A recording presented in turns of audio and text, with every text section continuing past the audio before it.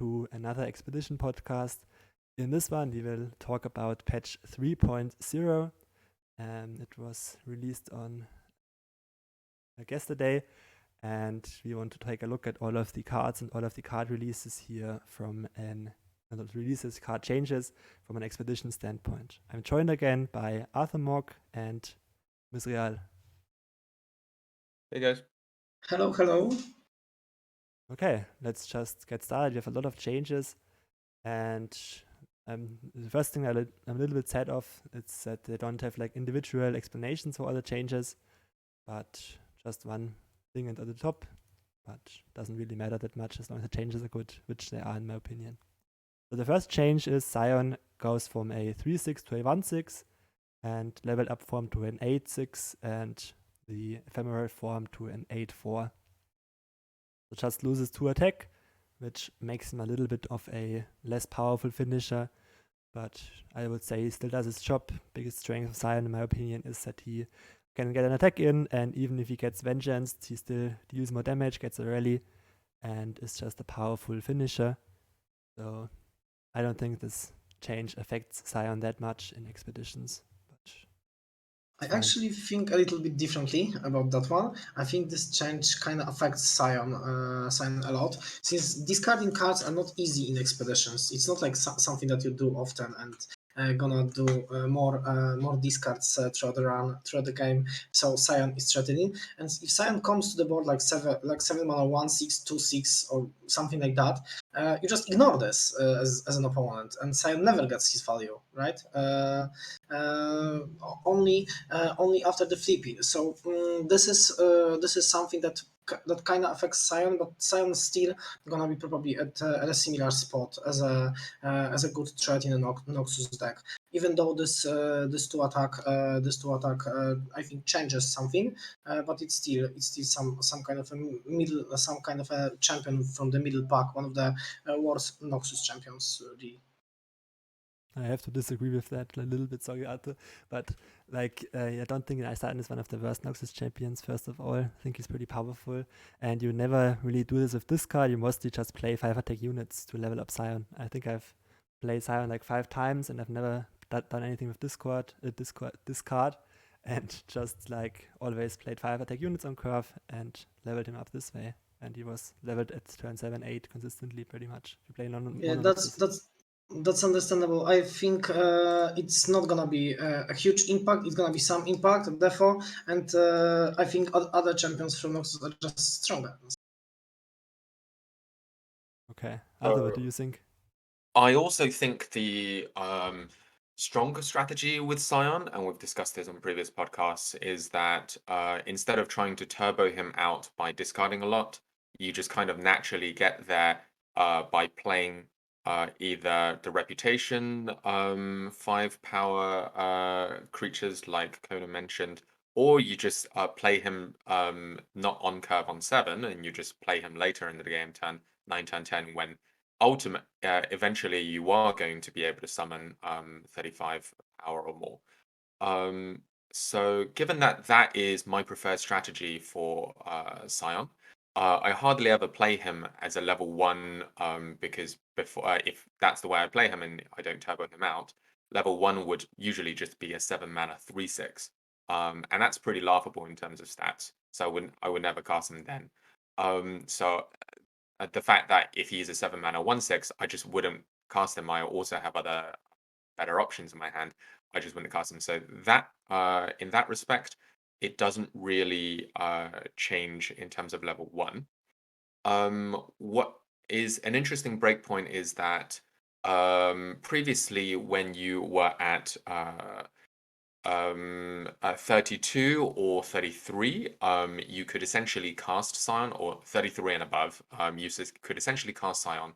He would contribute 3 power to his level up clause, and he will be able to level up off himself. Now the breakpoint is now at 34, basically. So that is a slight increase from 32, 33. But that could actually matter in that he is a slightly slower to level up by himself. The other thing to note is that so the difference between a 10/6 and an 8/6 is not too much. But those 2 extra points, you actually have that on the Sion returned version as well, in the sense that he becomes, instead of a 10-6 and a 10-4, he's actually an 8-6 and an 8-4. So instead of 2 points on his level 2, you're actually getting almost 2 points on his level 2 and 2 points on his return. So you're actually getting 4 less power there. Now, usually when you have Sion returning, he's pretty much killing them anyway because the rally plus your board is enough to kill them. But in times where it's not enough, maybe those 4 points will not actually be enough, and maybe they can actually chump enough for the overwhelm to actually survive, because 4 points of damage less could actually be the end of the game. So I feel like those are the interesting breakpoints that might matter in some small amount of games.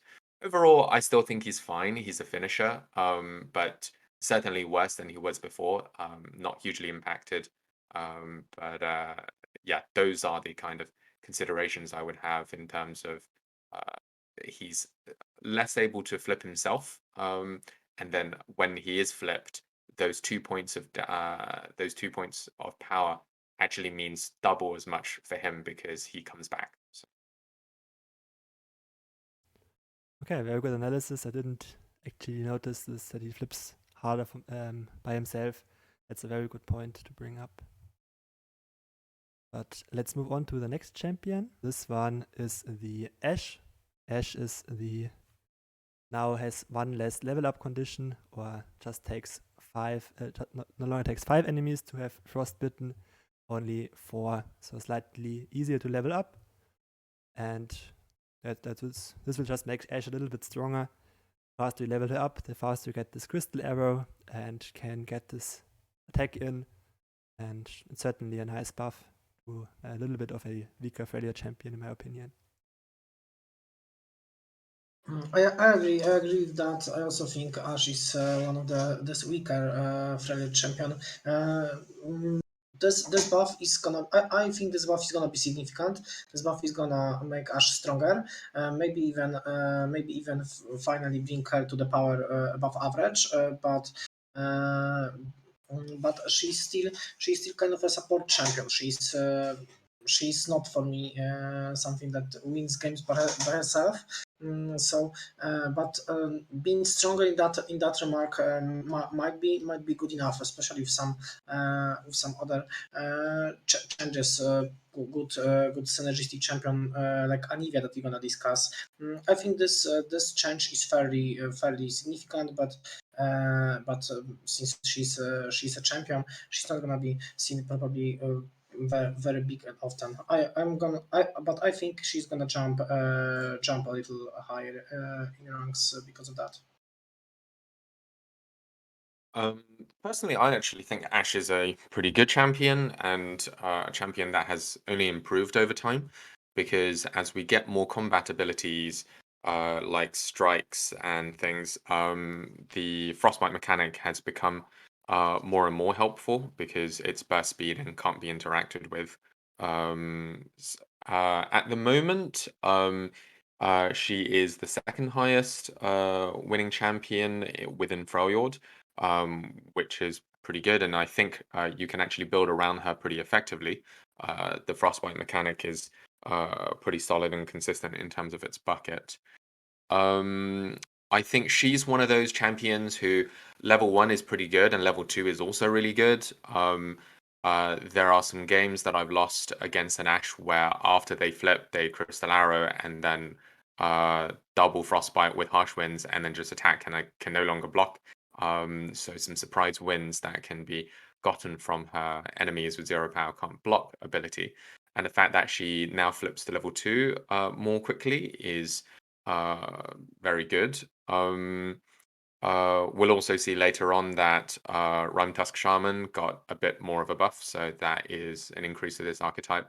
But just being able to kind of turbo flip Ashe with 4 frostbites, that is essentially maybe 2 attacks and a harsh winds, or 1 attack of brittle of steel and harsh winds, will get you to that can't block ability, which is pretty difficult to interact with, because if they have a fast spell in combat, that's not going to help against an Ashe that's already attacking. So yeah, I think this buff will make Ashe even stronger.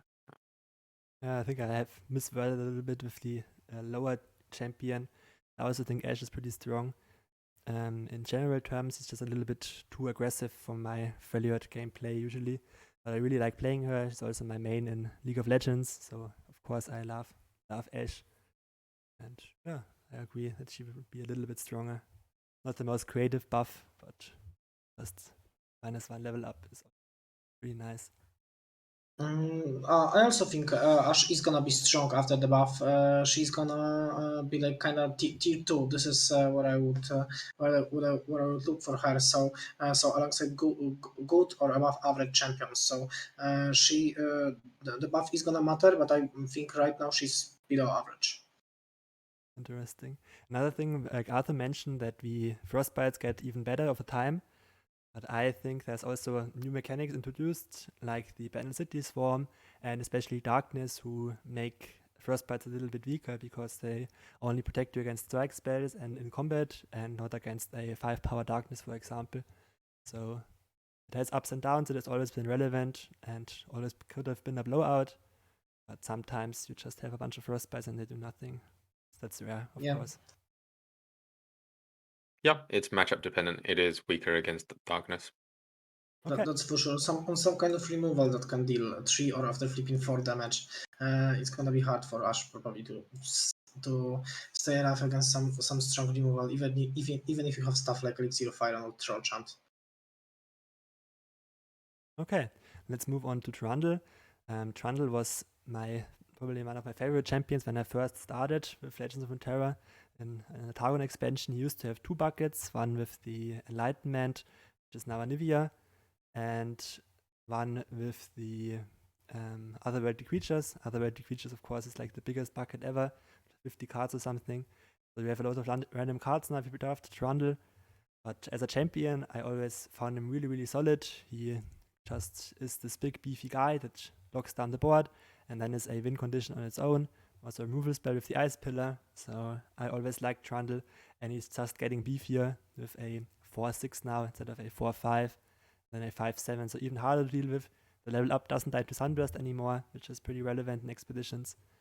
And yeah, we'll be happy to pick him up again. You don't see him that often anymore, but I think he's just getting more solid with this buff.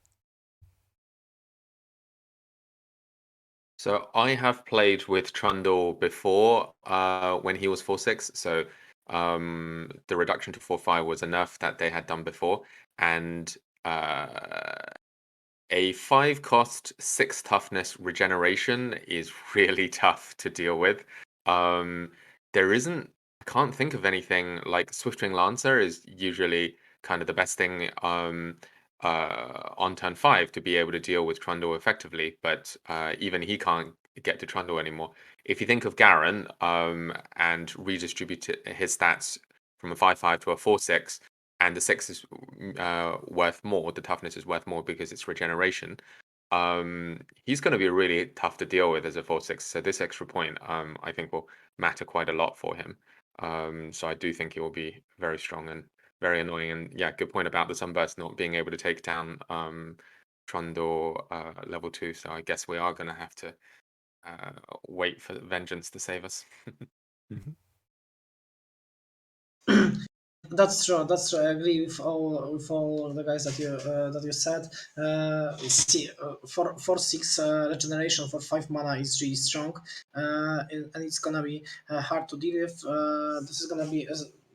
I think it's possible that Trundle is gonna jump towards the strong champions, being one of the stronger ones, being even maybe tier 1 with this change, because this is really hard to deal with. Even though he's a real threat only on 8 mana when you play the pillar, but but even before, strong minion with regeneration is not easy to deal with, and yeah, Sunburst not being able to kill is also a big deal. So I think that this is a strong change, rising toughness on units that are supposed to be a threat is something that always matters. I think so. We're gonna see that on Trundle.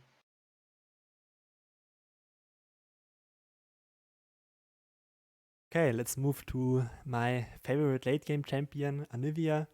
Anivia got a straight up +1/+1. He is in 2 buckets, so you see her more often than Trundle now. She took over the Enlightenment bucket, which makes sense because she has the text Enlightened. And this +1/+1 has a lot of implications. Like, first of all, she's like harder to deal with on 4/6, on 3/5, of course. But another implication is actually in the constructed when you have like the arrow ring. It used to just bring back the Rekindler, but if you have enough Anivias die, now the Anivia at 4 attack will bring down just Anivias, not Rekindlers into Anivias. It's not really a change in expeditions, but just very relevant that she's now a 4/6 instead of a 3/5 on level up.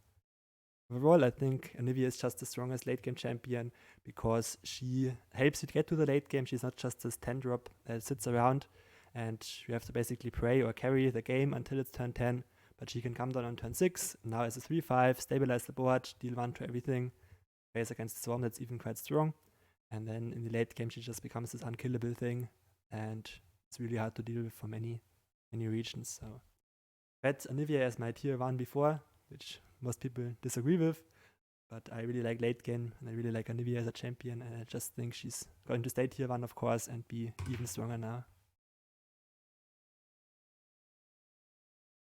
So for me, the impact of these stat changes. So I think the attack point doesn't matter as much for Anivia because generally when she's attacking, they might because when you're playing it, you're usually trying to use her ability to kill something, whether it be 1 damage or 2 damage if she's leveled up.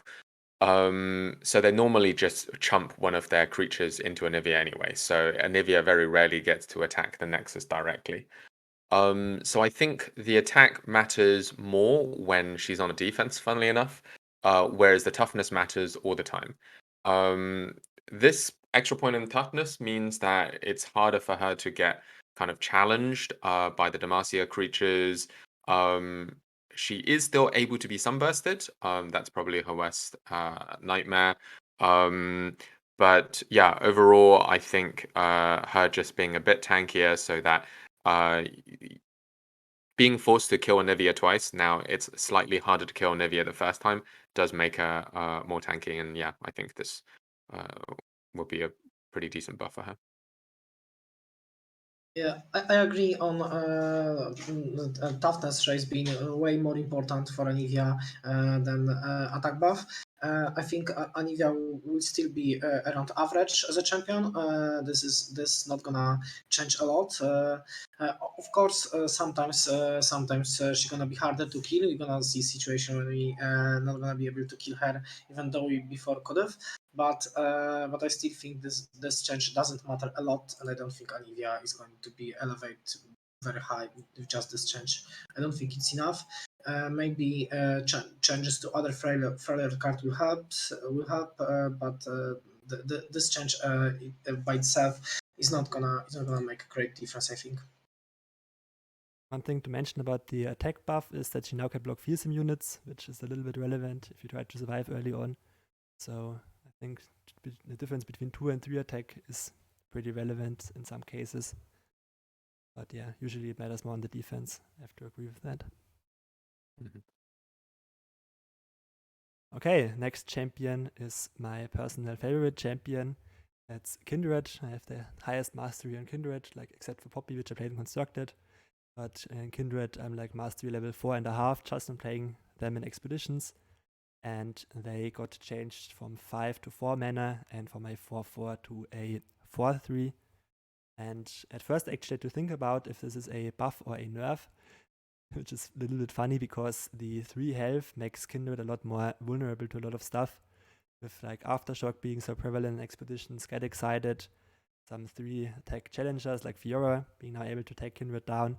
But I ultimately think this is a pretty significant buff. Just reducing a card by 1 mana should make them pretty much stronger.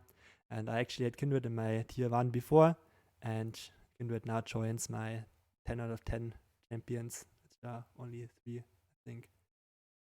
I don't. I, Yeah, Mr. I,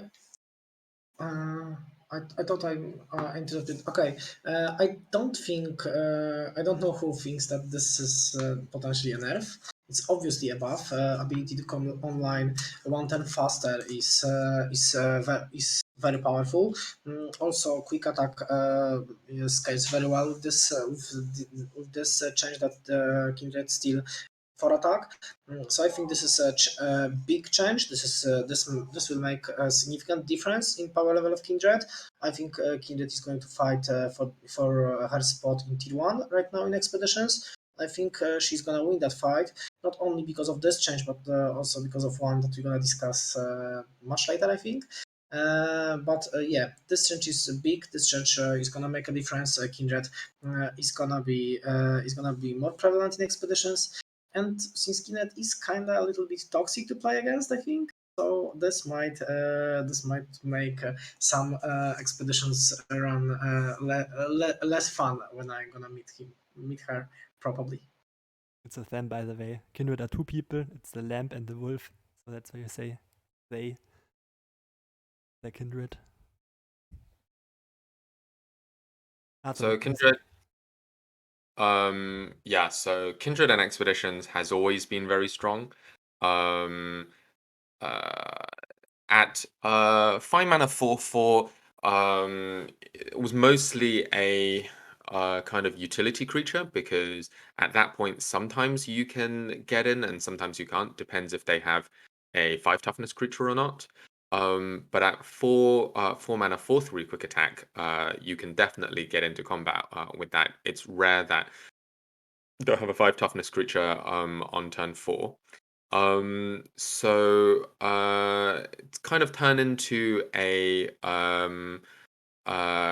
utility plus brawler. So that point matters less than the cost. The cost is definitely overall a buff.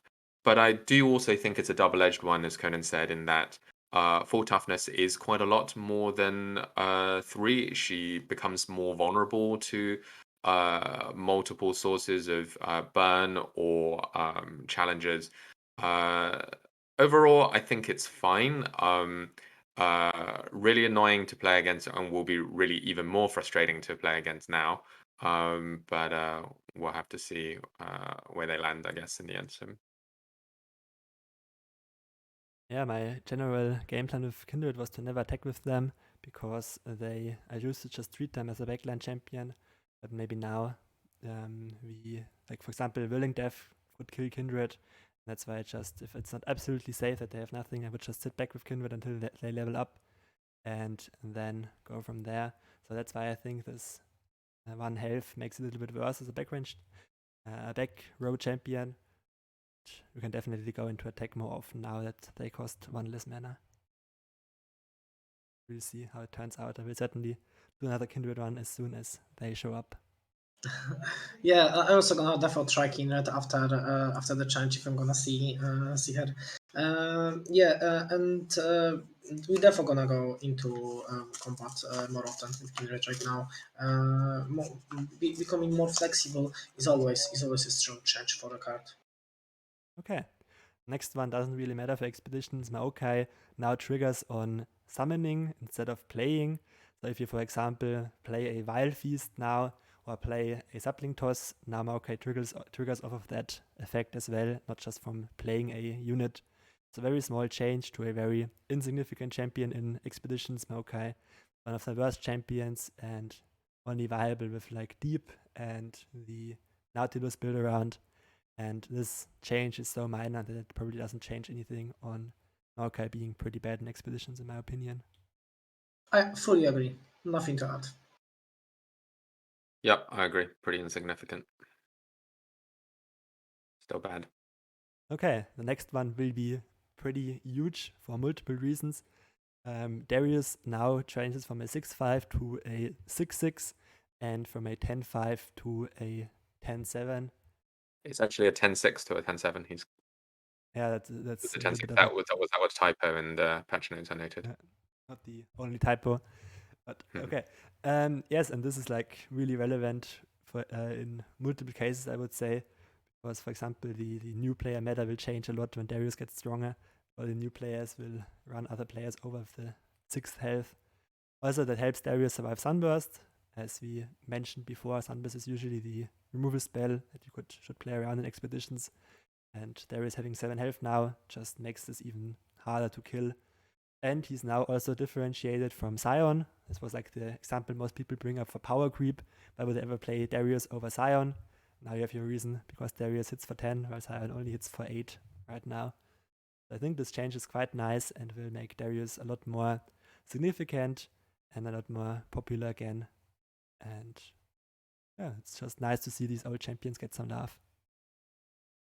Yes, Darius was above average before. It's gonna be a little better now. This change is of course significant. It's gonna make him a little better, but it's still gonna be like a high tier 2 champion. Something that if you don't have really strong option, you should probably pick, because Nox is good and this champion hits very hard, and this is what you want from a champion from the Noxus. Yeah, Darius has always been a finisher. So that point probably matters more in terms of Sunburst rather than in terms of actually him surviving combat, because usually if he's attacking in combat, he has already pretty much won the game, given that he is a finisher. But yeah, it's always welcome to see. He is already pretty strong in expeditions, so making him stronger, I guess, is fine. I guess even though he's quite boring to play, he is effective. So I guess he's quite easy to play as well. So also easy to win with.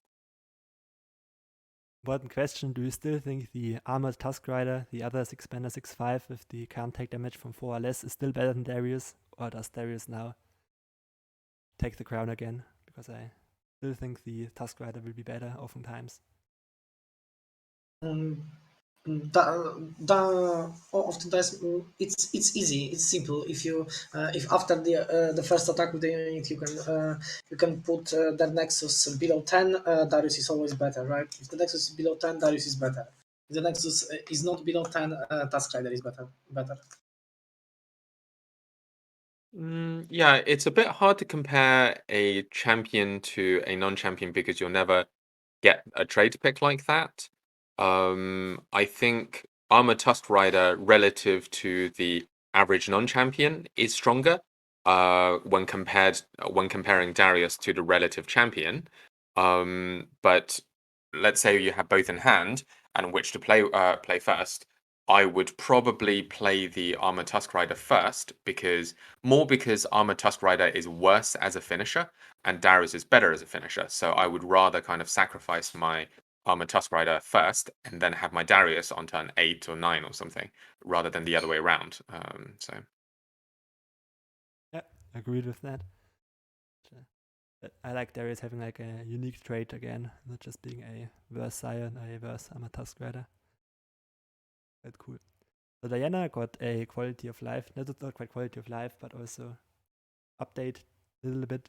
Now her Nightfall, or whenever another Nightfall is triggered, gives her a challenge again. So before, Diana had this little bit awkward scenario where she's just a 2-mana 2/2 quick attack challenger once, and then you have to wait until you activate a Nightfall 4 times for it to flip, which was especially hard in expeditions because you wouldn't always get like the 20 or 25 Nightfall cards.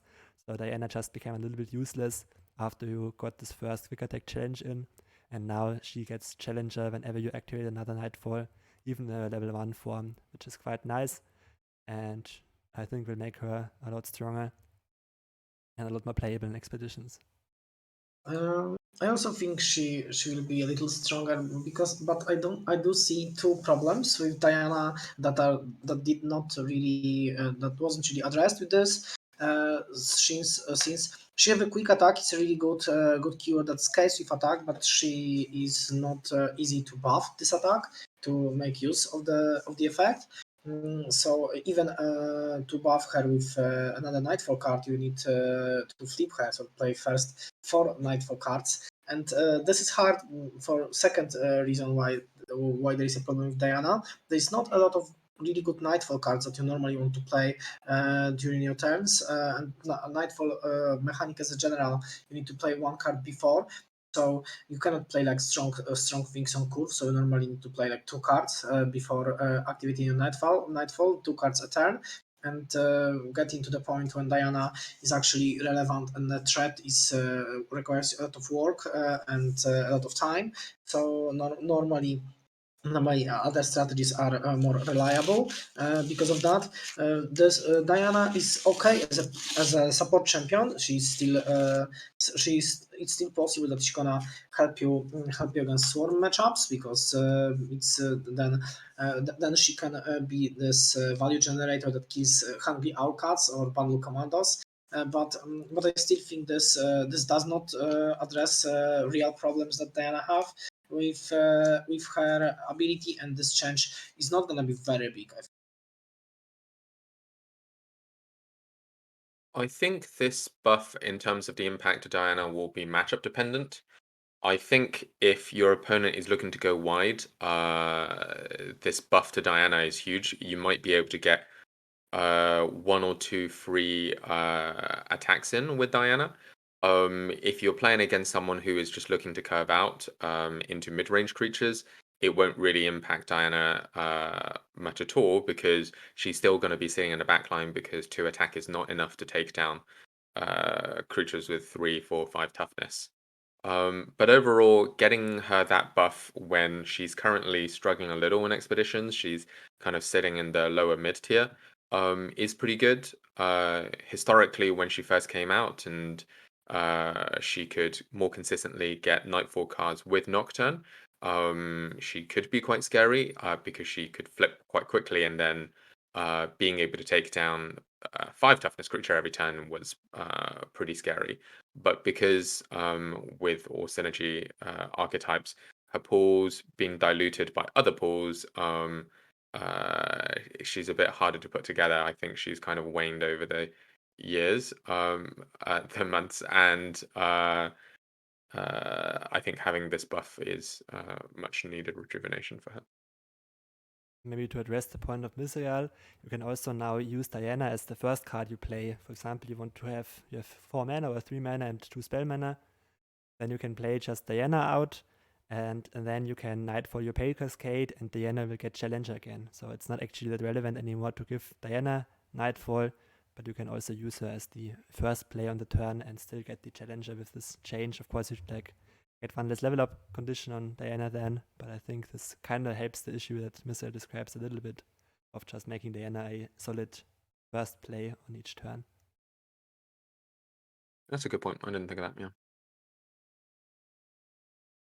Okay, the next change, pretty big, and I'm very excited how this will actually turn out, because my general consensus or thinking was with Xerath and 6 that 6 should have been a 3-3, Xerath should have been a 3-4. Just makes more sense than the other way around, because one costs 4 and one costs 3. Now at least Xerath's health got raised to a 3-4 and to a 4-5, and the level 3 condition is now does a little bit more damage, but this doesn't really matter for expeditions at all.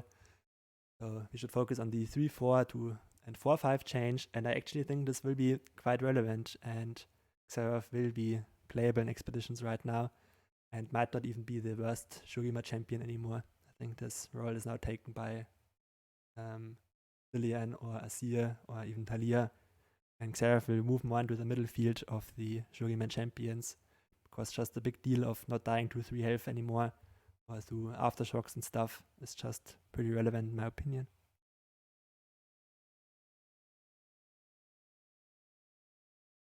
I think Xerath will still be bad. I think the 1 extra point is helpful. It will help him survive a lot more. It's the same things we're worried about for Kindred, but his stat line I think is just not good enough, and he doesn't offer enough. So I still think he'll be bad, and I'm surprised you have no hate for Rek'Sai. I don't know if you've forgotten about her as a Shurima champion. I forgot about her, but I still would say it just pushes my argument more that Xerath will be more in the middle field, because some Shurima champions are just so bad. Xerath currently wins more than Zillion and Rek'Sai at the moment, so slightly Uh, less. Oh, more than Talia as well, actually. Yeah. Aha. I agree with Conan on the point that I'm excited about this change. I want to play Xerath. I want to make him work in expeditions, and this is certainly helpful for that purpose. Having one more health, raising toughness on a champion that is supposed to be a threat is a good thing. But he's not a good unit as a threat, especially before he flips, and landmarks are not a good strategy. So I agree with Arthur with the point that he's still gonna be bad, and like really bad, I think, still doesn't gonna change a lot. Well, I now have a quest. I have to prove to you that Xerath is now the best Ascended champion, and that you should all worship him more. Oh, and I want to address also question with Talia, but I'm gonna do, because you said that Talia is potentially bad, but I think we have a buff for Talia. But we're gonna talk about this later with one of the later changes. Okay, I'm excited for this. Actually, not sure what you mean, but we will see. Me neither. Sandisk is a free activator without using a card for Talia right now, without sure. using a card or mana. That was exactly my reaction from Arthur. Yeah, sure. Doesn't I was come up looking ever. through my notes for Shurima and it's like, Ascended Rise. Does that affect Talia? Yes, exactly. That was my first thought as well. No, not this one. The Sandisk is Yeah. a change. Free proc for Talia, also guaranteed activator for Talia on the board. I was like, That's sticking. does Iceborn Legacy work on landmarks now? And Talia is better because Victorious Copy is a landmark. But yeah, we will talk about that later, about the Sandisk change. Okay, that's actually all the champions. So some minor buffs to many champions, minor nerf to Sion. So yeah, I think this is pretty good start. Like Shurima and Fred are not the best regions right now in expeditions, and hopefully this helps them be more valid and stronger. And I'm especially happy that we didn't see any Demacia buffs here. So that's a good plus, because that would have put Demacia over the edge probably. Okay, let's move on to the followers, spells, and landmarks. First one is the Bandle Sidney Meyer, who's currently in 2 card pools, the Tristana card pool, and funnily enough, the Cannon card pool. So, like, you can recall him over and over. Also an epic, so it doesn't really show up that often. And the change is also pretty minor. Only the first multi-region unit you play each round costs 1 less, so you can no longer go off and construct it with him by just playing infinite loping telescopes. And it was pretty fun, but of course a little bit overpowered and a little bit crappy to deal with as an opponent. So I think he's more fair now, but I don't think this change matters at all for expeditions. I agree. Minor change on Epic that doesn't show up too often. Not gonna affect expeditions at all. Yeah, I agree with that. I still think he's decent. It was rare that you would get even 2 multi-region units played in the same turn with Bandle City Mare, so affecting only the first, I don't think will change much. Okay. And then we have another epic, the Curious Shellfolk. This one changes from a 4-6 to a 4-4. Also in 2 buckets, in the Pranks bucket and in the Tristana bucket once more. So Tristana being nerfed here. Hope you're not too sad, Myzrael. Probably not a real nerf. I also think this doesn't really matter. And Yeah. I liked Shellfolk before. I will still play Shellfolk and try to make it work because I like infinite value. But it's not good anymore, I think. I agree. This is not really big nerfs to Tristana, honestly, because they are both epics. You don't want really Shellfolk with Tristana anyway. Major nerf is almost not impactful, so it's not really big nerfs for Tristana, really. But I agree on Shellfolk being worse because of that change. 6 toughness and 4 toughness is a big difference. But again, this is epic, so this is not gonna matter too much. Honestly, it's not gonna happen too often that this matter that Shellfolk doesn't show up too often in games anyway. Yeah, I agree with this being an epic utility creature that doesn't impact expeditions too much. The 6 toughness was pretty hard to deal with before. because being a utility creature, you can usually sit in the back line and block only if you want to, block smaller creatures. Otherwise, just not get into combat and accrue value from her utility effect. And being six toughness means you can't challenge it with Screeching Dragon or Swiftwind Lancer very easily. Dropping from 6 to 4 means that Demacia will have an easier way of getting rid of her. But given that she's seen so rarely, I don't think this will have a huge impact on expeditions. Okay, the next one is probably the most relevant Bandle City nerf for expeditions. The Lecturing Yordle is in like half of the new card pools: Darkness, Landmarks, Pranks, and the elusive Snaptrap Snacks bucket. So a little bit popular. And he now only gives the Poison Dart on attack. And I have to say, I never really hated any Bandle City card except for this one. I never understood why this is a 3/5. This is like one of the bulkiest units, and it's just a little Yordle. So I always kind of despised this card, not for it, just for it being too good, and at least it doesn't immediately ping something. At least it has to go to combat now. I still think it's going to be pretty viable in expeditions. Still a strong effect. You will get 1 or 2 poison darts out of it usually before it dies. And I would say it's definitely playable, but a little bit less obnoxious to deal with now. I agree that Lecturing Yordle is still very good, and I think this change is not that significant really, especially when you. I found myself playing Lecturing Yordle mostly on the turn when I attack, and I often don't use both darts anyway, one from attack and one from summon. Of course, this is gonna be relevant and significant in many situations, especially later in the game, but I don't think this change is very big, and the card is still gonna be very good. So I think Lecturing Yordle was very good and will still be good, but I do think the impact will be quite big, more because on a defensive turn, Lecturing Yordle can no longer pick off a 1 toughness creature. And on an offensive turn, when you do have the attack token, Lecturing Yordle used to be able to kind of threaten 2 extra points, in that if anyone tries to block it with 5 toughness creature, you could actually just play 2 poison darts after after combat to finish them off, or you can try to ping off 2 things that rely on combat. So that kind of threat of activation is actually quite big, because before, on the offensive turn, summoning and attacking will end up with 2 poison darts. So I do think this is quite a blow to him, but I still think he'll be strong. Yeah, I'm gonna add one more point, and especially in the defensive turn, it is relevant when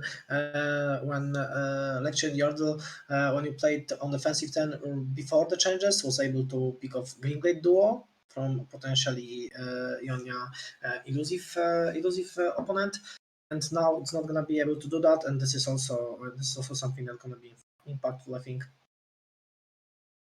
Yeah, and on their offensive turns, I have seen kind of play patterns where they have a 3/1 or 2/1. I play Lecturing Yordle, and then I can clear off that 3/1 or 2/1 with a poison dart so that it doesn't chump my Lecturing Yordle. Now, given that they know that after I attack, I will have a poison dart, they'll probably just chump my 3/5 with their 3/1, knowing that it's going to die anyway, to the poison dart. So I think him not being able to clear out his potential chump blocker will impact him as well. So Yeah, that's true. The change is good. I think the change is good in terms of expedition. It's gonna be helpful because card is not great to play against. But it's still gonna be a good card because of this being a looming threat that demands an answer as fast as possible is something that's still gonna make Lecturing Yordle very good. And the 5 toughness for health is too much, I think. I would make this nerf different. If I would do, I would make him 4 health to be more counterable. But this little lighter nerf might also do the trick. I honestly would change him to a 3/3. I just don't like this card at all. Why does it have the stats of Leona while being a Yordle? Leona is a head Yeah, shield, and Leona, like, what is this? he's just really old. and really, He's basically a time visitor. really arrogant. Oh, there's also the other play pattern which I have had, which is play lecturing Yordle, send both poison darts to the Nexus and pray. I have had situations where those are my only outs, and sometimes it works. So if that's what you need, one less poison dart is one potential 4 less damage over the long game. So who knows? Yeah, I also won many games this way, so I know what you're saying. I feel this. Okay, next card is Monster Harpoon. This now doesn't get reduced to 3, but to 4 anymore. And it has actually been speculated for Constructed that it's a little bit of a buff, because it's now no longer getting hit by Nopify, and this would force Cannon Ari to play more denies, which I found pretty funny. That like one more cost could actually be seen as a buff. For Expeditions, it will be strictly worse, I would say. Nobody plays Nopify or anything like that. And it's not a really highly seen card. It's only like in Gangplank and the Raiding Party and in Lurkers. Nobody plays Lurkers, so just another Gangplank nerf in the end of the day. But I still think this card will be good, and of course will be playable. You take any removal, especially in Bilgewater. I still think best removal spell in Bilgewater, just a little bit more expensive now. Yeah, I think Monster Harpoon was one of the best cards in Beachwater before. Now, not gonna be probably, even though it's still really strong. I don't like this nerf because Beachwater is not a great legion in expeditions. But I see that this change is aimed for constructed, and Beachwater is gonna just tank another one for the scenes of Gangplank and other constructed champions. Still good. Monster Harpoon is still good. I still would have advised to pick Monster Harpoon if you somehow find yourself playing Beachwater, but it really happens. So I wasn't a huge fan of Monster Harpoon, but that may be because its low win rate is more down to Bilgewater. Nerfing it makes it even worse. I just think the deal that you get, you're almost usually trading down in terms of removal. As in, if you play it without the plunder. If you're dealing 5 to a unit for 6 cost, you're usually killing something that is a 5-drop or less with Monster Harpoon. So I wasn't a huge fan of it. Getting it nerfed will make it even weaker. So I, at this point, probably would just try and avoid Bilgewater and Harpoon regardless. So. Yeah, but I think you're a little bit overreacting by saying it's bad. It's literally just the same as Piercing Darkness now, just at fast instead of the healing. So a fast speed Piercing Darkness would be pretty strong. And like, of course, if you cut the healing, it's a little bit worse. But I still think it's definitely a good playable card. I think the healing is quite significant, actually. So I would trade the healing for fast speed most of the time. I would trade. I would take the 5 life over the fast speed. I would play Senna before and have both. Yeah. Yeah, I also think healing is more important than fast speed. Like Arthur, this way, I think Piercing Darkness is stronger than Monster Harpoon without activating Plunder. But you can activate Plunder, so that's another upside. Okay. Yeah, I compare just healing to fast, right? This is why I said if you clear the text from Plunder, I think just Piercing Darkness is stronger. But Plunder ability makes Monster Harpoon stronger, right? Not because it's fast. This is not the only reason, but also the Plunder ability. Yeah, I agree. So the next one will probably be like a very impactful change for Expeditions. It That Stairs now doesn't do an avalanche anymore, doesn't only deal 2 damage, but now it does an Ice Quake, deals 3 damage to all other units. And It That Stairs is in extremely many Expedition buckets. It's like an Ancient Evil, Battle Scars, Enlightenment, both of the Landmarks buckets, and other battlefield creatures. All of these Expedition buckets kinda are not that good. Like the worst failure buckets, so this getting a buffs a lot of the quote-unquote bad failure buckets, which is great in my opinion. And this is quite a significant buff. Just dealing 3 is so much more than dealing 2. And this will oftentimes just wipe the whole board. I will have 1 big unit left, and then you still have an 8-8. Definitely a very powerful card in my opinion, Expeditions. Of course, it's still an 8-drop, So I don't want like 10 of them, but I would be happy with 2 or 3 of It Stairs in my deck now.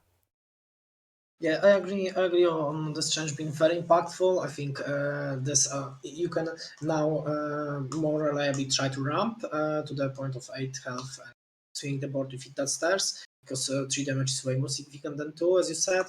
I think this card is going to be very strong. I think this is the biggest change, the biggest buff out of the pack, and this is gonna make a significant splash. I think, and this is what I think might make Freljord better. This is the best change for Freljord. This is what the class looks for. This is what can make Anivia Trundle better. So yeah, this is something good. This is great to see. I hope to see more Freljord. I like the region. I want to play it, but right now I really can't. So I think this is definitely a buff on that. It is a double-edged one in that sometimes maybe you actually want to do 2 rather than 3, but given that its intended effect is it's supposed to kind of clear the board and shore you up for defense, having it deal 3 definitely is better than 2 on average. Yeah, I do think it will be powerful, and this will be the kind of thing that will make you want to open attack on turn 8 against Freljord rather than try play your own creature to try and be greedy. Yeah, I can think of one case that dealing 2 over 3 is better. I think about the card Faces of the Old Ones. If you ramp especially, this card Faces of the Old Ones might be just killed by your 8 by your 8/8, but I don't think it's that relevant, because you want to ramp to 8. 8 is a sweet spot for Freljord. So if you ramped to 8 with one Faces of the Old Ones, next time you have 8 again. So it's not that significant anymore. Another point where it's relevant is with all the Crimson units, like It Stairs lives in Battle Scars, and you had like the 2/3 and the 3/3 that when you survive damage get some kind of buff, non-damage or random Crimson follower, and now those guys just get destroyed instead of giving you some kind of benefit. So it has a little bit of implications, but I still think it's more of a buff than a nerf in the end. Okay, next card is Voices of the Old Ones. Now it looks at 5 cards instead of 4 cards. This card isn't even Expeditions because it's so terrible. If it would be, I still wouldn't play it. So not that much to say about it from case of Expeditions. I hope they never pull it in the bucket again. Nothing to add, really. Bad card, not in Expeditions. And that's a good idea that it's not in Expeditions. It requires a lot of synergy, and that kind of synergy you can only find in Constructed. So good that it's not in Expeditions.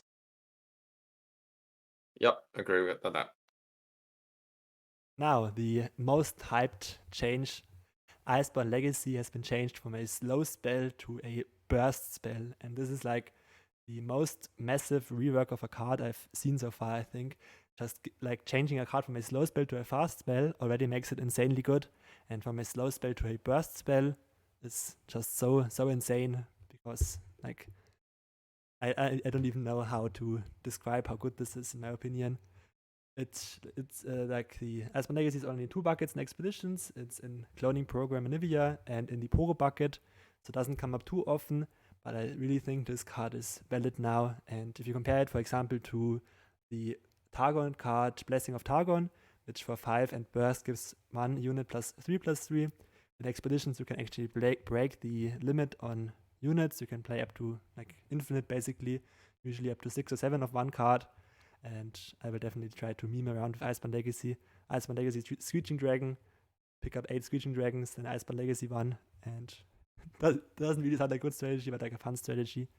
And I think this change is absolutely massive, and there's really even a like tier 1 deck in Constructed now with Spiders and Iceborn Legacy, which I find pretty funny.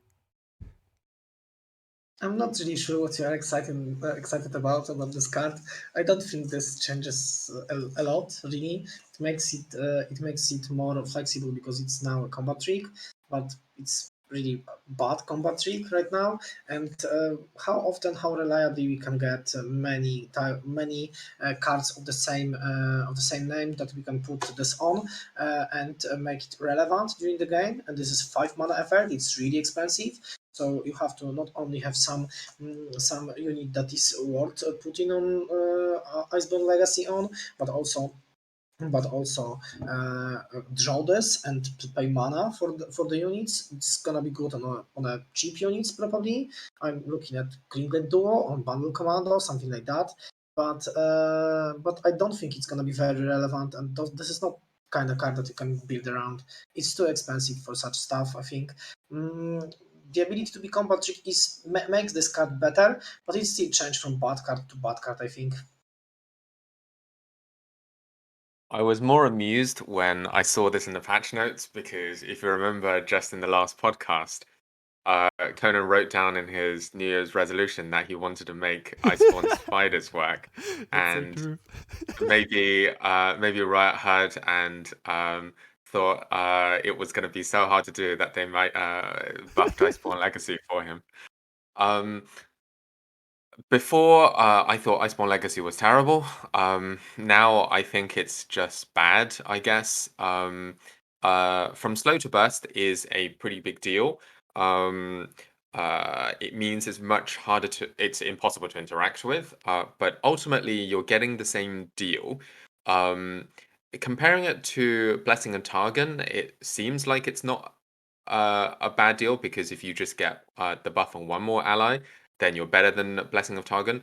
But I don't think Blessing of Targon is a card that is that great anyway. And the metric that I normally compare against is instead of spells, I think of creatures, which is for 5 mana, you normally want to get a 5/5. So how does that compare to that? And in which case, I think it compares pretty unfavorably. Or maybe long-lasting spells.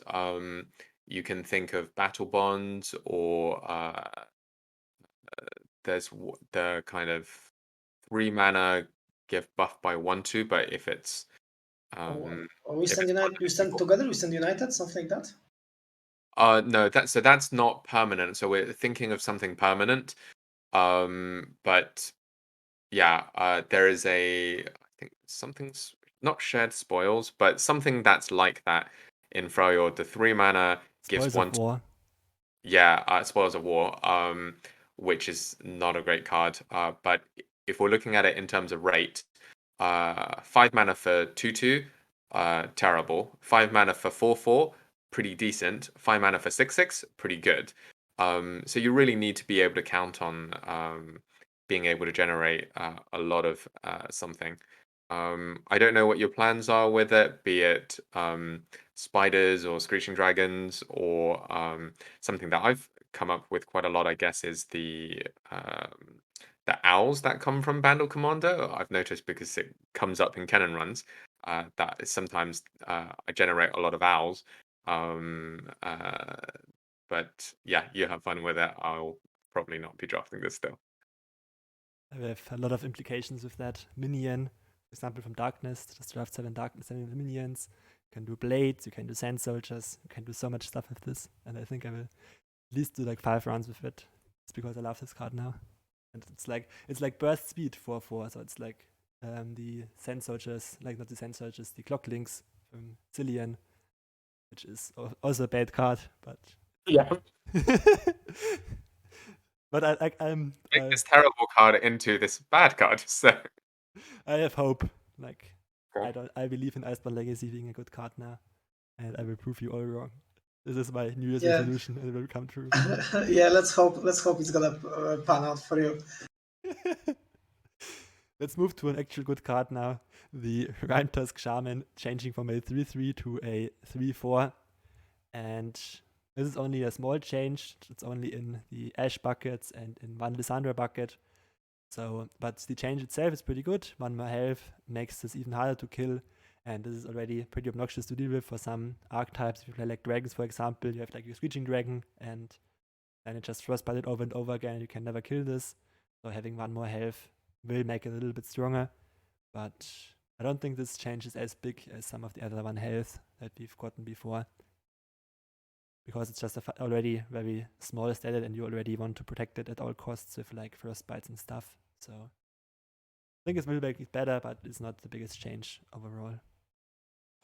I think this change is significant. It's gonna make Rimetusk Shaman better. Rimetusk Shaman is already a good card, and making him stronger is gonna be important. This is one of the biggest failure change. This is something that may give really big help to Ashe to make her better. If you buff toughness on a threat, it's always impactful, and this is the definition of a threat from Freljord. The card is great, and it's gonna be really powerful. It's gonna be something that I'm gonna be want to draft as much as possible probably right now. And the ability to not die to 3 damage removal when we have some in the game like Buster Shot and stuff is something that is gonna make a difference. I think this is a big one. I think Rimetusk Shaman is one of the very very good cards from Freljord right now. Yeah, more survivability to utility creatures is pretty important. The 3 to 4 breakpoint is pretty big, as we've discussed a couple of times already on this podcast. Rimetusk Shaman is very annoying, and this will all contribute to Ashe getting stronger in general. So, yeah, already a strong card and will be even stronger. Okay, next change is pretty elegant. I really like this, just from a design standpoint. Poro Herder now says if you behold a Poro and not just if you have a Poro ally. So even if you don't draw your 1-cost Poro, you can still draw another Poro if you just have one in hand. Of course, doesn't matter much in Expedition since he's only in the Poro bucket, which doesn't get drafted that much. But will make him better, more playable. And Poro Herder was always a fun card, good design card in my opinion, but not that relevant of a change. Yeah, I don't think this change is relevant as well. As a Poro deck, I think you still really want to have a 1-drop to go from 1 with Poro cards. So you probably are behind even with this change, even though Poro Herder is going to help.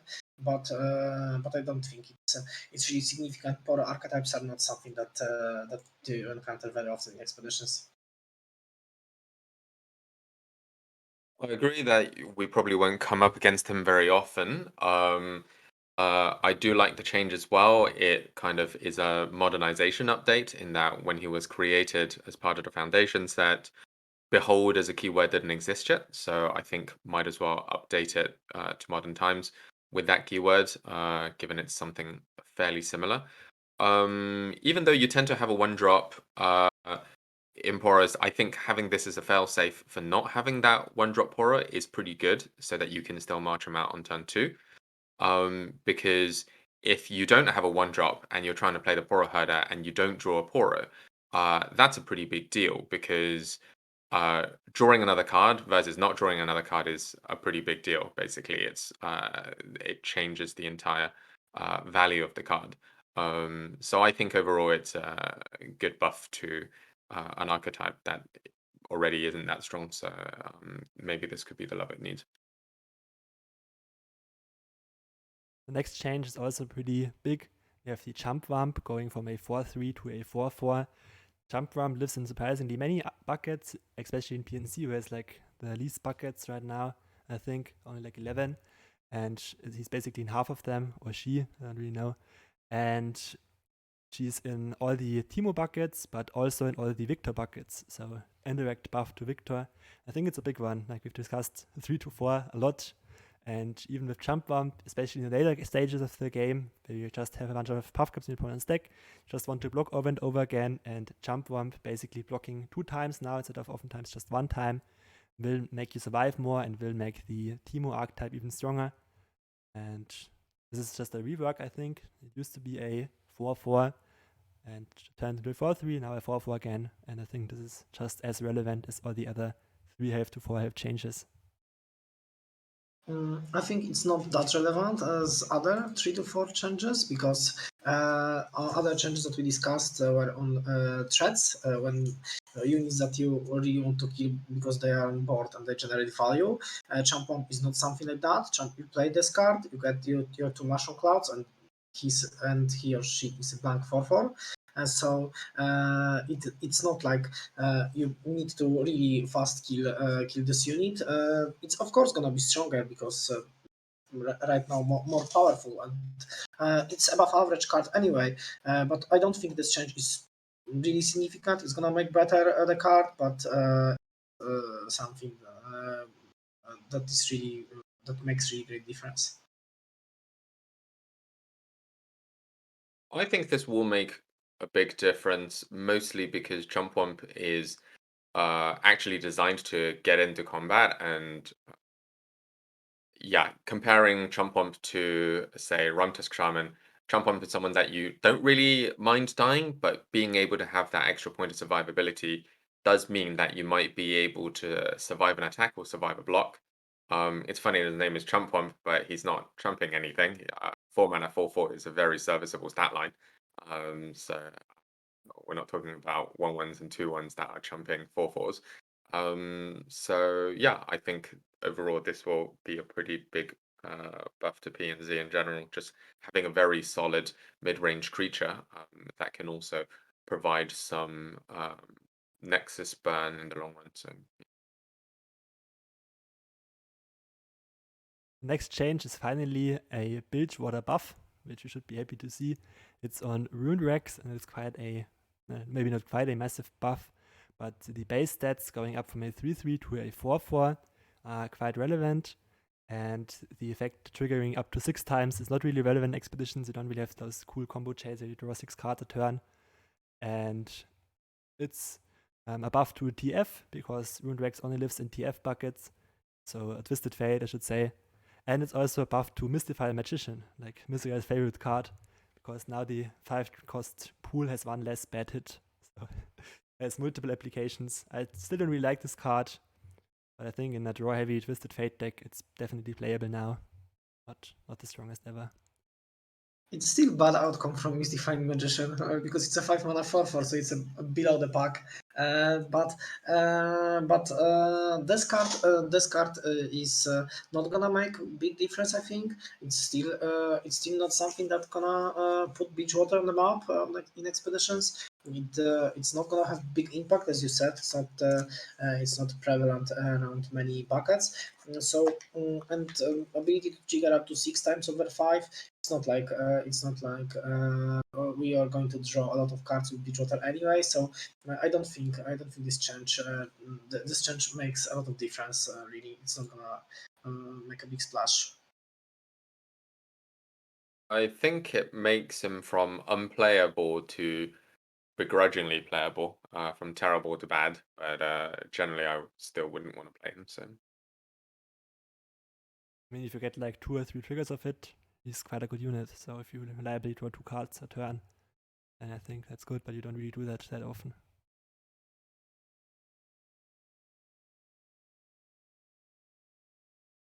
Okay, next change was also actually changes a lot about the Path of Champions, funnily enough, because Coil Creatures is like in every Path of Champions deck.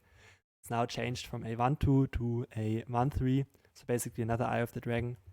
And minor buff, don't really think this card will change that much. Perhaps a little bit more, but not the buff build what I needed to be viable in expeditions.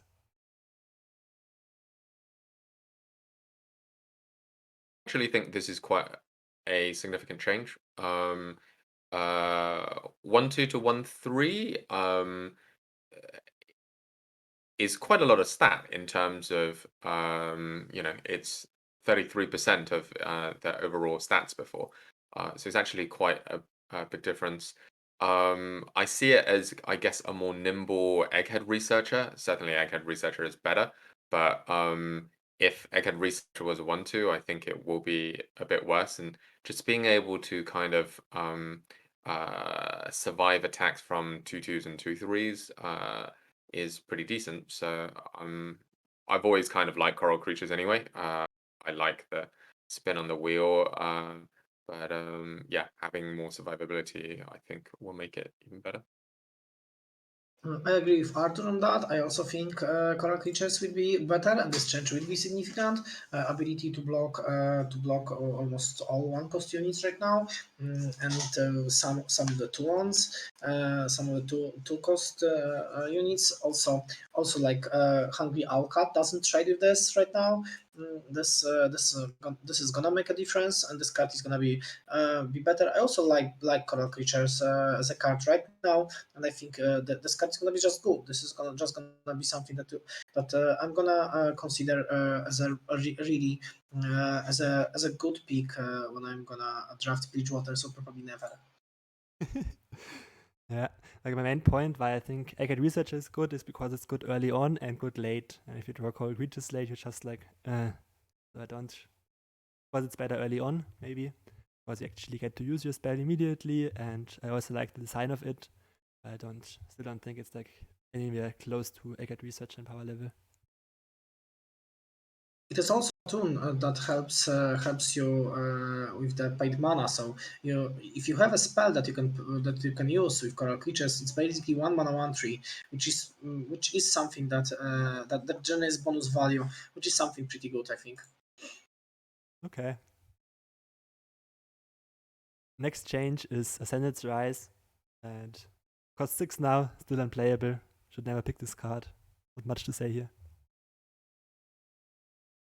Maybe we can try to discuss on which mana point this card would be playable, how much Ascended Rise should cost to be playable in expeditions, and I think the sweet point would be around 2-3. What do you think, guys? 3 mana would be a little bit broken. You play Renekton and you immediately level him up on turn 4. You think so? 5 would be also good. You just play Renekton on 4 and Ascended Rise on 5. I think 4 is like barely playable because it's still a synergy card that only works with your champion. Yeah, exactly. This is what I'm talking about. That this card is gonna need a lot to be playable, and I think 3 makes this card good, right? Playable. It will always be high rolly in that at 3 it will be busted if you draw your you could technically flip a Zia on turn 3, right? You play it on turn 3 and you float your 1 and 2 to flip on turn 3. I guess Nasus is at turn 6 anyway, so that's later. Xerath is turn 4. But yeah, 3 feels strong just because you can always float 3 mana. I think that's the reason why we're saying 3. But it's always just too high rolly. It's a card that's plant for constructed because in constructed you'll always end up with a higher champion to your deck ratio because it's 6-40, whereas we have effectively 2-30 or 3-33 or 4-36, and that's never as high as what we can get in constructed. So I just don't think this is a card for expeditions at all. Yeah. Would also be super unfun to play against. Just imagine you feeling like, oh, I have a nice day against Asir, and then it's just like level up on turn 3. That's just awful feeling. And on the other side, if you don't draw your Ascended Rise, you don't draw your Asir gets killed. Then it's Is also unfun. Azir even that good flipped on turn 3? Yes, he would be pretty good. I think it'll be pretty good on turn 3. He'll 3 mana 2/6 would be pretty 3 mana broken. 2/6, and on the attack is a Yeah. 3/6 with a 2/1 that does 1 to the Yeah, next. yeah. This would be good. This would be good. Okay, but interesting discussion. Next up, we have Corina Veraza. Corina is currently in 2 buckets, the Death Store Ezreal and Shroom and Boom Teemo. Not sure why she's in Teemo. Now has 2 more stats. Don't think this matters at all. Corina was always a little bit of an awkward finisher. In Expeditions, you sometimes run out of cards actually, which isn't a big deal, but sometimes it could actually matter if you go to turn 9 and like draw a lot with Teemo, for example. And you generally just don't need this finisher in a Teemo deck. In Ezreal, maybe more, but then you have to draft a lot of spells, and I don't think the 2 stats are the real problem with Corina before. And it's still an epic, still won't see much play when she gets played, she will be a little bit more impactful.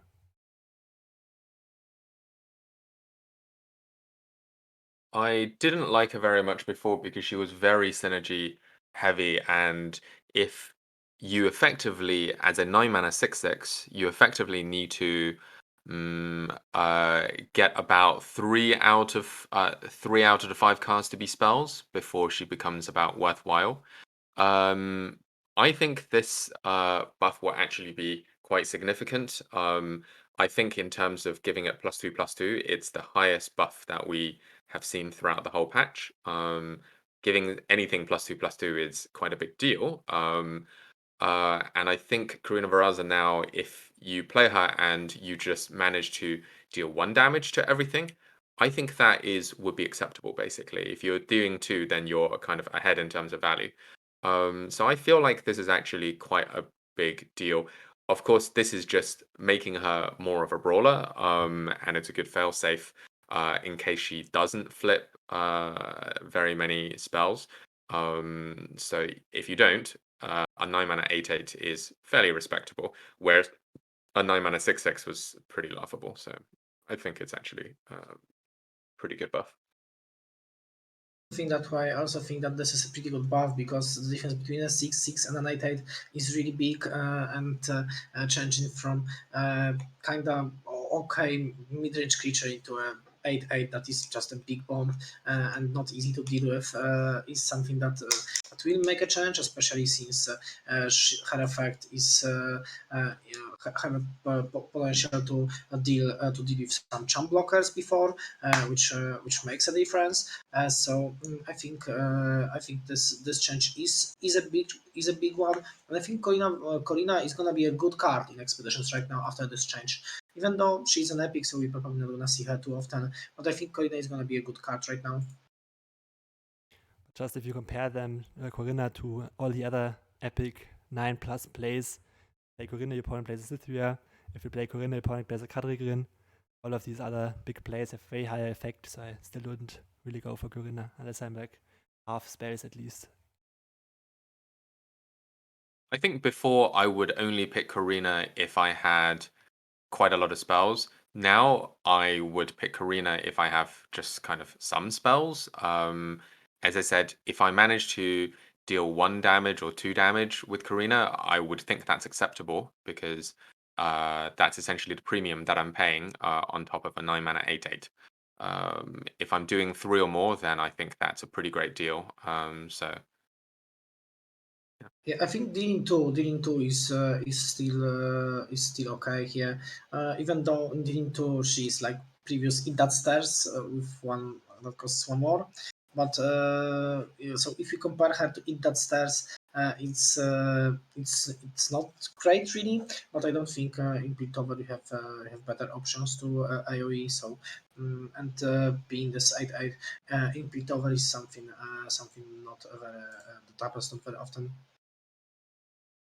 I think comparing it to It That Stairs is good. I do think It That Stairs is stronger, but I also think this is respectable as well. And the difference is this is has more variance, which is bad. It deals damage only to the enemies, which is good. It deals damage to the enemy nexus, which is good. And it also has kind of more upside as well, which is good. Obviously, it has some downside as well, which is bad. So overall, I think, yeah, it's just slightly worse than It That Stairs. Yeah, I agree with that statement. Okay. Let's move on to Back Alley Barkeep. And this change I don't really understand because the one thing that gets complained about the most is Loping Telescope, creating cards from outside your regions, outside the region identity. And now Back Alley Barkeep does the same, makes it just way more random. And the buff from a 3/2 to a 3/3 is nice. I've liked Back Alley Barkeep before, like not liked, but it was a playable card in my opinion, just a 3/2 that draws your card basically. Wasn't too bad, and I've played it a bunch of times. But now, I don't really know if it's a buff or a nerf in total. I think the now create cards outside of your region is a nerf a little bit. It just makes it way more random, and you oftentimes get like useless cards now. But of course, the 1 health makes it a little bit better. It's only living in cloning program, so it's still not really oftentimes seen in expeditions. But I think it's a quite interesting change from a design perspective. I actually not only understand the change, but I also like this change. About Barkeep.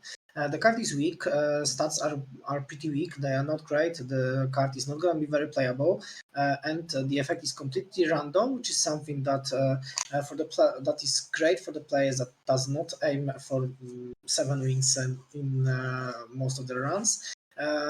We need the cards that are pretty fun and can give games a lot of variance. Barkeep is something that do this, that helps you live through some memes and some different and strange games. And the thing that the card is weak is also an upside in this scenario, because such a cards with a really big variance, really random cards, should be on a weaker side, because if the cards like that dictates the game, it ends up that you just throw six-sided dice and this don't really play the game. I really like this change. I'm gonna even say that I'm kind of excited to try Barkeep. And I'm definitely gonna do this. And I think it's a good one from the design perspective. It's not aimed for players like us. I think it's more of a change for players that doesn't care about winning or not, that plays for fun and try to do crazy things in the game. I actually think Back Alley Barkeep could be pretty decent now. We've spoken before about how much a cantrip creature should cost, so a creature that draws a card. And there's evidence throughout the game in other regions of a 4-mana 3/3 that draws a card, in terms of Babbling Bjerg, in terms of Eminent Benefactor. Aloof Travelers was nerfed from a 3/4 to a 2/3 and is still serviceable. So I think 4-mana 3/3 draw a card is pretty decent. Now, creating a random card is worse than that, because when you're drawing a card, you're drawing from cards that you've drafted, so generally above average cards. But this also has the upside of creating more cards if you lean into that Back Alley Barkeep synergy of stacking them. So I think it's decent, and in line with what Myzrael said, the whole point of Barkeep is that it's fun, it's random, it adds more variance to the game. So yeah, I think it should be fine, and might be able to kind of put it onto more meme reels, that kind of thing. So This brings us to the Buried Sun Disk. Change doesn't matter, let's move on. No, just kidding. I know that Mr. is very excited to talk about this. It's only in 2 buckets, and like Mono Shurima has always been a very fun archetype for me. It now starts directly on the game. You can also get some cars. There was like a popular typo in this description, and even like the Riot devs have like made a Reddit post about it and said who builds the best car deck gets a prize, like I think 1,500 Riot points, and the Fist Bump card deck. I find it pretty weird a little bit, because like the Fist Bump card deck should be given not to random people who win a competition, but to like actual content creators. But like, that's another story. However, the actual change is, I think, a little bit significant, but doesn't really make Mono Shurima viable, in my opinion. Of course, Mr. will disagree, but I think this change doesn't matter. Like, will impact 0.1% of games and expeditions. I agree. The last sentence, there is not gonna be a lot of games like that. It's really hard and really unreliable to get Mono Shurima in expeditions. So the games that Sandis is gonna trigger its effect are not gonna happen very often. But the ability to have something for completely free, you don't pay money, you don't pay cards for playing, but it's on disk. If you have Mono Shurima, if this is gonna add you any positive value, it's a great deal. Then, if you're gonna be able to blow it off with Desert Naturalist, if you're gonna trigger Talia effect with that, if you're gonna trigger somehow Xerath effect or Wastewalker, it's still a good net positive thing, because you don't pay anything for the card and you have this effect. So if you are gonna have an option to draft a deck that is mono Shurima and have some payoffs for Buried Sandisk, I think this is going to be significant, and the decks like this can be more powerful and more harder to deal with. We know that Desert Naturalist is a 2/4 and a 5/4 on 4 in mono Shurima right now, just for free. 4 mana, 7/8 in one card is really good.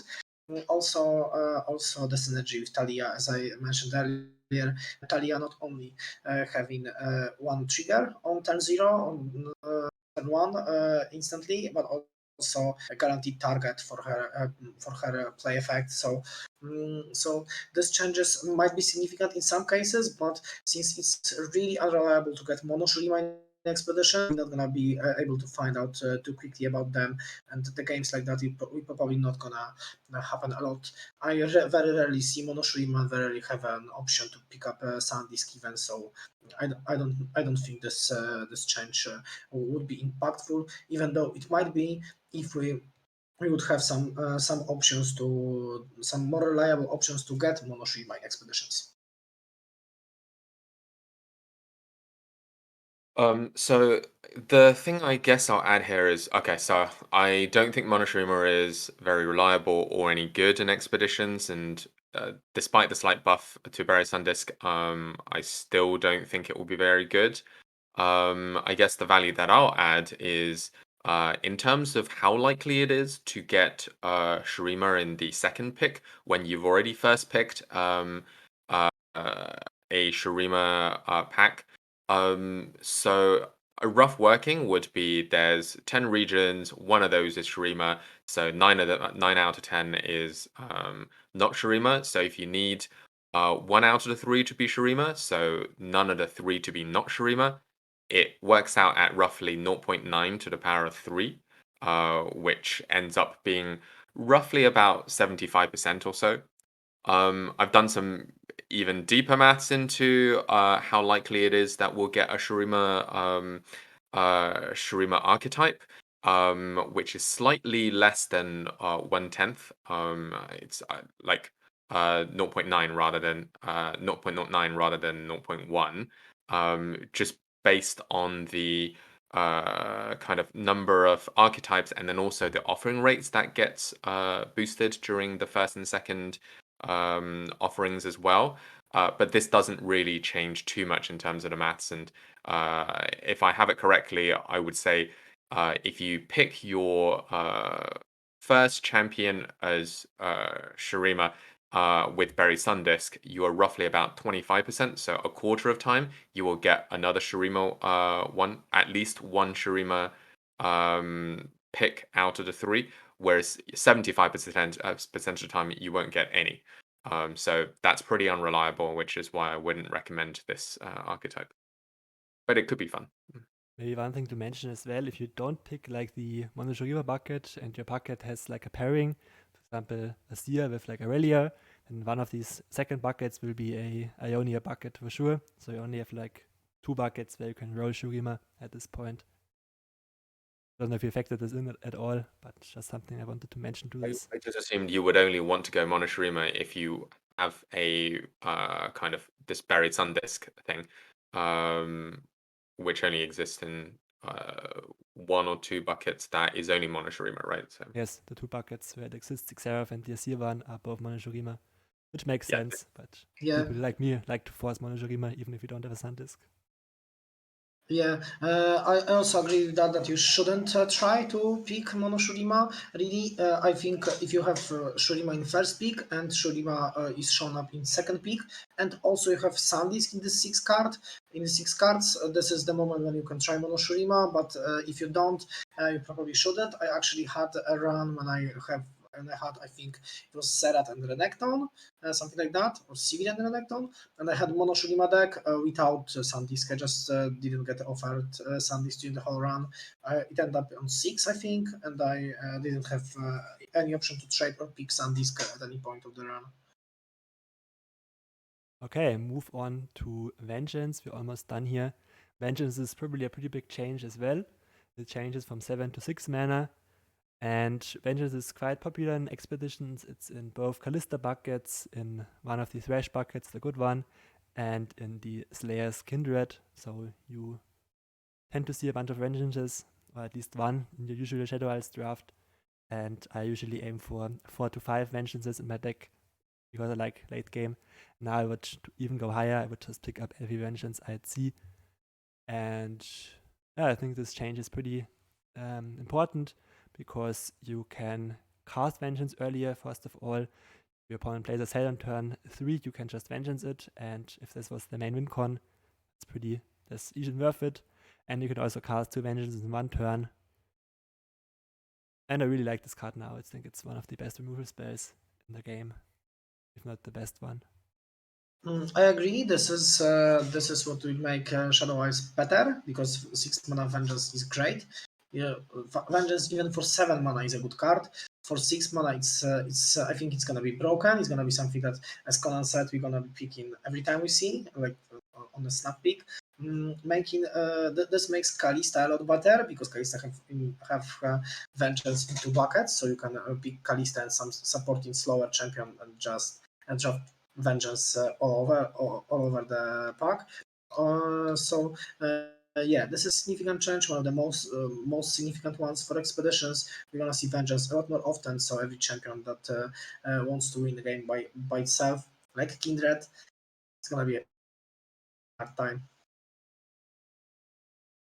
Kindred is kind of protected by Vengeance though through a flip spell. Like your flip spell is like the Spirit Journey, and you can actually use that on your Kindred to prevent it from dying and shuffle another one in.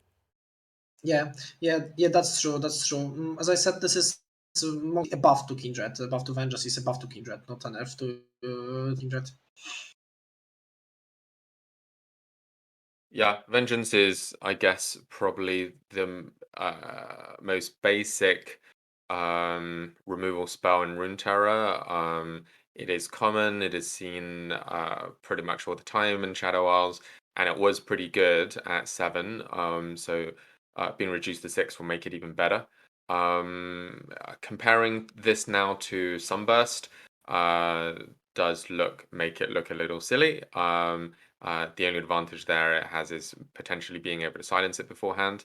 But otherwise, yeah, Vengeance definitely is one of the best removal spells that we have now. I think the silence is quite relevant actually against some threats with like Last Breath effects. So I wouldn't, and also Targon shouldn't have the best removal spell in the game usually because it's like a slow region. But I think Sunburst will still have its place. But Vengeance, of course, usually better. Yeah, we're gonna be able to kill Anivias and Sions with this. No Sions. Okay, next change. Anivia was pushed. Golden Crushbot changes from a non to a tech.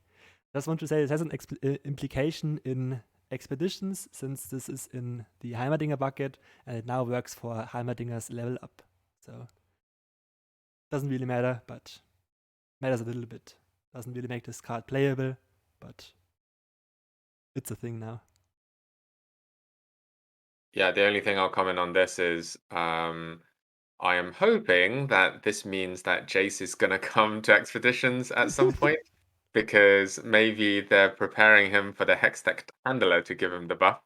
But who knows when that will happen, so. Yeah, this change that doesn't matter at all for expeditions. Golden Crushbot is gonna be exactly the same. No, it does matter. Heimerdinger level up, it's so important. No, isn't really that important. It does matter a little. We're not gonna pick a lot of Heimerdingers anyway, and it's not a reliable way to level up Heimerdinger anyway. So, and you pay mana for 2 points to level up when with spells you have 1-to-1 ratio. Yes. Okay, the last one here, last change is Hidden Pathways from 5 to 6. Hidden Pathways was not that popular in expeditions, it was only in Darkness and Glorian value. So a little bit of a Darkness nerf here, which is nice because Darkness is super strong in expeditions. And yeah, I want to play one off of this card, but isn't really something I want to pick up multiple of anymore. I still would like to play one hidden pathways right now. I think this change is not very big really. Drawing 2 cards for 4 mana after we play most of our stuff closer to the top deck mode is still okay. And I'm not gonna be really unhappy to see hidden pathways, even though it's the therefore makes this card less powerful. I used to think Hidden Pathways was quite decent pickup for Bandle City. With the +1 cost, I would prefer not to pick it up because even if you do reduce it, 4 mana to draw 2 cards, I think is a bit too expensive. I compare it to Whispered Words, which start off on 4 mana and can be reduced to 2. And even that is nothing too exciting. So I actually think this reduction, the increase in cost by 1 actually impacts it quite a lot. And now I think I just want other ways of trying to finish off the late game with Bandle City. It now helps you level up Lux immediately, which is something to mention, but doesn't really make the card better. Okay, this leaves us with this is the end of the actual changes. We have one more important information to announce. Myzrael is now a pay-to-win player and has invested money into the game. Because he just wanted the Sustana skins. Do you want to tell us a story about it? The story about it is I just forgot about the whole deal, and then during the last day, Arthur tagged me on Discord and reminded me that with the patch I'm not gonna be able to get Tristana, so I just jumped in and bought some coins to get free Tristana skin. I didn't even use that coins. I think I'm gonna wait for something that I really want to get with that coins. But Tristana skin is great, so I just decided that I want to have it. You'll feel great once you get to drop Tristana next time. Trust me. I've already had a run with her and she's great. So. Yeah, me too. I like her. I'm not a really big fan of this new art. I personally got the Elise because I always wanted the Elise skin, and I think the spiderlings looked nice. And I actually wanted the Trundle, but I looked at the level up animation. It was kind of boring, in my opinion. He just like smashes random stuff with his hammer, and I like the original Trundle animation more. And the board is kind of shaking a lot. I don't know if you've watched before. And yeah, chip is okay, but I already have a chip. And yeah, what I find cool about Nautilus, maybe if I draft like deep again, I get these 2 skins. He is actually really big. He has like this ship that is crushing. It's nice, but I'm not that big of a fan of these new cosmetics. Yeah, a little bit sad. Do you want to add anything on these cosmetics? Nothing on the cosmetics. I think in terms of the balance patch, overall, I think this is obviously they didn't design it for expeditions, but I think this one was a pretty positive one for expeditions, unlike the last one we had, which buffed Demacia, that was already strong. This one overall, in terms of regions, I would say Bandle City got a slight nerf, Bilgewater got a slight buff, and Freljord, PNZ, and Shadow Isles all got buffed. And I feel like that's the general direction that would be welcomed in Expedition because they're essentially buffing the weaker regions and nerfing the slightly stronger regions. So I think this is a step in the right direction, even though it wasn't intended for us.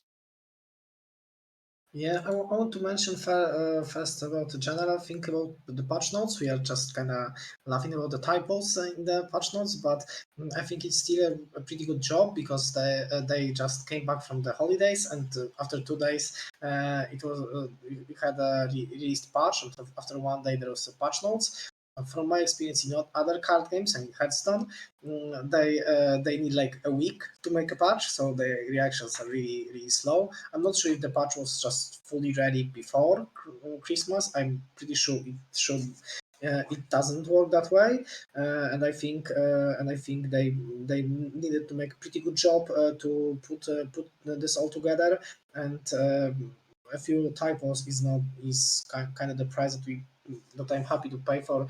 That the patch was pretty early and not like a week later, like it would be in Hearthstone. And I believe, Arthur, that this is a step in the right direction. Accidentally, it's good for expeditions. Most of the changes, except probably I don't like the most change to Monster Harpoon, because I think this card was the best one in Bridgewater, and now it's not. So and Bridgewater is the worst region in the game. So I would like to see some good buffs for Bridgewater to expeditions, maybe some changes in buckets to get rid of Snapjaws forms and stuff from the buckets. But this is therefore something that is cool. I am excited to play more Freljord. I want to try Kindred. I want to try Barkeep. There is some stuff to do. I kind of like to see Monoshurima. It's also kind of hype to get cool balance changes and something to not only talk about but also play and try and want to do that. I also think the patch was quite good in terms of expeditions balance. I do think it's been finished before the holidays because, for example, Sion change doesn't make any sense anymore in the current meta. They should have maybe included one more Cannon Ari nerf right now for the expedition side, for the constructed side. So I think it's been designed a while ago. One thing I'm a little bit sad of is that the expedition trade bug hasn't been fixed yet, as far as I've seen. I've related to them in 4 different ways now, through personal contacts and through official ways. So, but I've also got told that they fix bugs now in advance. So maybe if they got notice of it 1 month ago, so they'll now fix it in the next update or in the next bug fix update. Let's just hope. But basically what happens if you pick a new champion, you will always get it offered in trade picks or a new card back from Bandle City. But that's one thing I missed from being fixed, and hope this will get fixed in the future. Otherwise, I'm still pretty happy with the updates and bringing a lot of fresh air into the meta game. No change I really don't like. Okay, so this will do it for now. Thank you for watching the whole review for Expeditions, and check out our Discord as usual. We give a lot of advice and talk about these cards, and look forward to our tier list in the future. Yeah, have a nice new year. Thanks, guys. Bye-bye. Thanks for listening. Try Expeditions more, and hope you have a good start to the 2022.